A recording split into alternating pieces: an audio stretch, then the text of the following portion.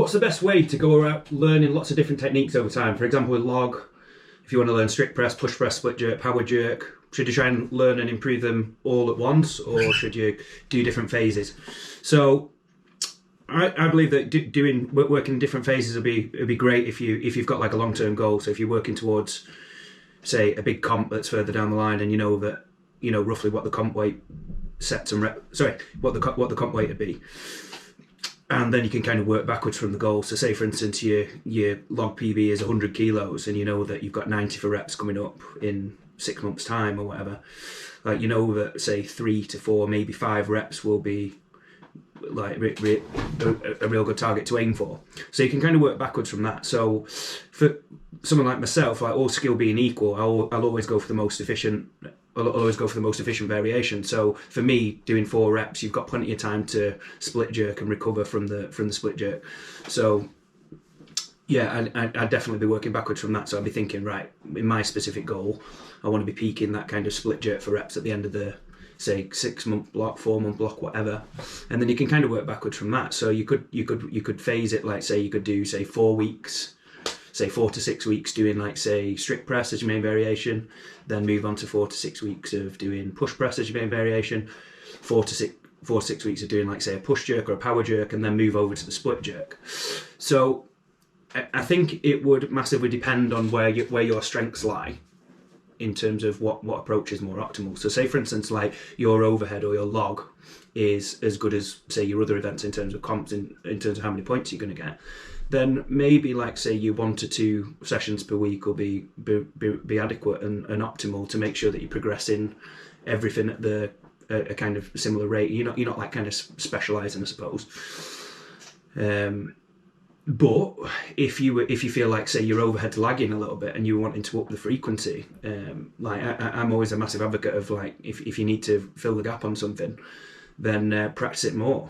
And but the thing is, obviously, when you practice something more, you obviously have to facilitate, like think about facilitating recovery. You can't just pick an exercise like, say, a deadlift, for instance, and then go, all right, I want to push my deadlift, so I'm going to go from 1 time a week to 7 days a week, working at the same level. Like, you can do it in terms of frequency, but something's got to give, and you've got to peel back and set different objectives. So let me know what you think about what I've said so far, and if you've got an exercise that you feel like you want to train more frequently, and yeah, like say you're learning different kind of angles. Like, say, for instance, Kian wants to really work on his farmers, for instance. I know that. So that, like, say, if we did farmers every day, like just doing this exactly the same thing, you're just gonna burn out really quickly. So you're gonna have to kind of rotate the intensity and scale back and push on certain things, change the goalposts on certain things, change to like skill goals on certain things.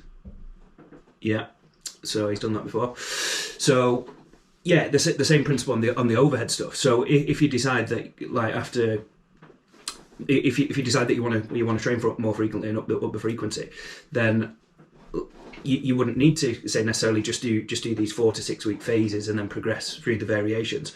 Like, I'm a massive fan, especially if you're aiming to develop skill, or if you're wanting to kind of push a certain lift more than another lift, in just upping the frequency. And I suppose like that's a massive thing that I do in my programming is if someone wants to really push on with something and train 5 times a week, then we can then obviously I'll work the levels out at how we can do this while facilitating recovery.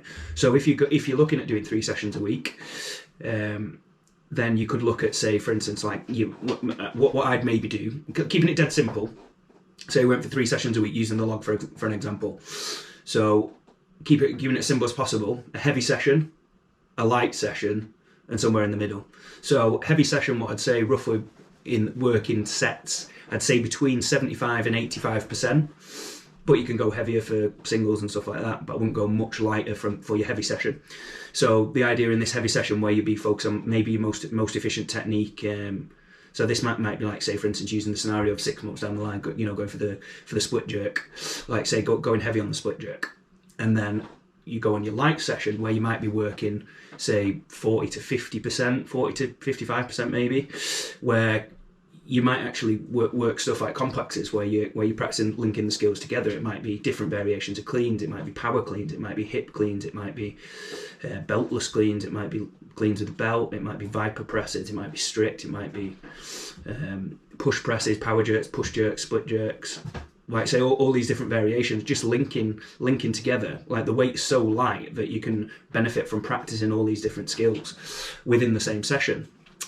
So yeah, and I like an objective within that kind of session very often to just go with the flow kind of thing, and just see what feels good. Keep it light. Maybe if you're somebody like me who likes going super heavy or like working at high percentages, like just actually giving yourself a bit of a cap on the light session. So, so say a constraint for somebody like myself or coaching somebody like myself will be like, say, right, you can do as much work as you want, but you've got a 15-minute cap to do it.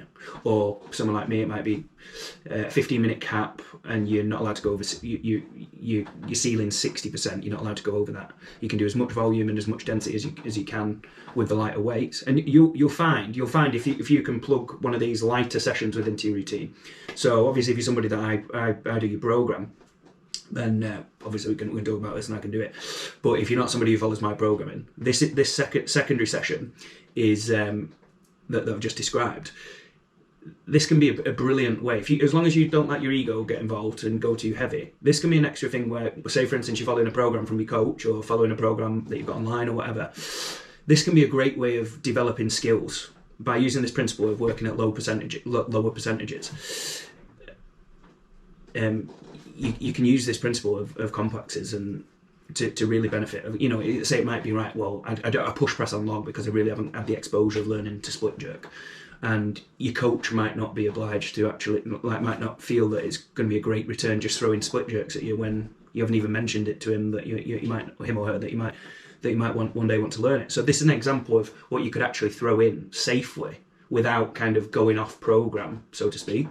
You could I love it when my clients like kind of take ownership and say, oh Josh, right, I've done my program, but as a warm up this week I threw in 10 minutes practice on exercise X with a view on improving skill and exposure. Or another example would be like I've done my work I've done my working sets, feel good, so I did an extra 10-15 minutes afterwards where I just worked on some skills. So I think it's absolutely brilliant when people do that. So the other session in between, so now we've got, like, say your heavy session on your most efficient kind of variation. It could be singles, doubles, or whatever on split jerk, and then we've got the lighter session where you're kind of just keeping it varied, going with the flow, being intuitive, see what you fancy.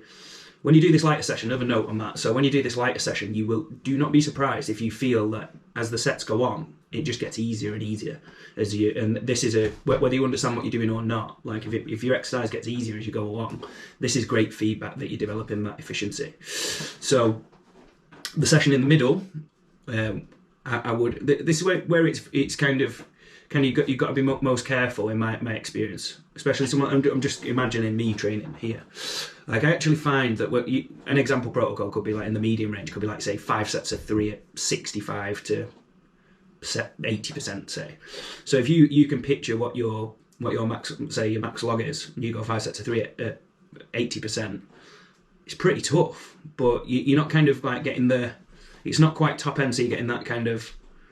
Like when you do the heavy session, sometimes you could do the heavy session, and because it's so heavy, you're limiting the volume. You could do like say 4 sets of 2, really, really heavy, and actually feel fine the next day and feel really good because you've not actually done that much volume to fatigue yourself. And then the lighter session's like the other way around. Like you've done quite a bit of work and a bit of practice, but then the load hasn't been enough to fatigue you and your muscles don't feel particularly sore or anything. Whereas in this middle range, it can seem quite innocent on paper because you're not doing such a heavy weight, but because you're doing like kind of moderate volume, it can be very, very easy to do a little bit too much. So yeah, just a little note there on being careful in that zone. Has anybody noticed that when they've trained in that zone where they'd rather almost do some heavy singles or some really, really light work, but then they've been smoked by the stuff in the middle? So let me know if you can relate. So the lighter work connects through in what was an unexpected way. Light axle clean and press really keyed in tech and made it more robust in comp with heavy weight. Exactly, because you can do the volume with the lighter weights, and you say an example. I did the training on Tuesday night, my overhead session. I've been just been going pretty heavy, working like, say, my Tuesday is my overhead session, and for a while I've been doing like the heavy session that I just described before. Whereas actually, like after a comp recently and just going lighter and just backing off, like what I've done is actually gone with the kind of lighter to moderate kind of way, and like for higher reps. And what I find like working in that zone is like when you're getting deep into the, like I was doing like sets of 8 or something, power clean and push press. So when I'm getting 5 or 6, 7, 8 deep into that set, it actually feels positionally in terms of feedback what I'm getting when I'm going with maximal weights, in terms of like the positioning slightly out, and it feels really, really difficult. But the value you're getting is you're getting that exposure to the kind of skill development that you need when you're going really heavy, but then you're doing that, you're getting that same feedback but with a lighter weight. So obviously like afterwards, the day after, and now I just feel great, feel fine. I actually felt like invigorated after the session, rather than that kind of neural fatigue that you feel you're accumulating. So yeah, it can be really beneficial way. And also as well, like using myself as an example, I haven't done any power cleans for a while, and I feel like that kind of hip extension is something that I could have, like a few times this season, like have not let me down, but they felt more kind of, I feel like I need to go and put a little bit more money in the bank, so to speak. Like I haven't been practicing cleans in isolation. I can feel that they're not quite as good as they were, say, 18 months ago. So I'm addressing that like in the kind of complex style that I said before. Like I'm thinking, right, well, there's no pressure on comp weights, so I'm going to do the power clean as a variation for a little bit.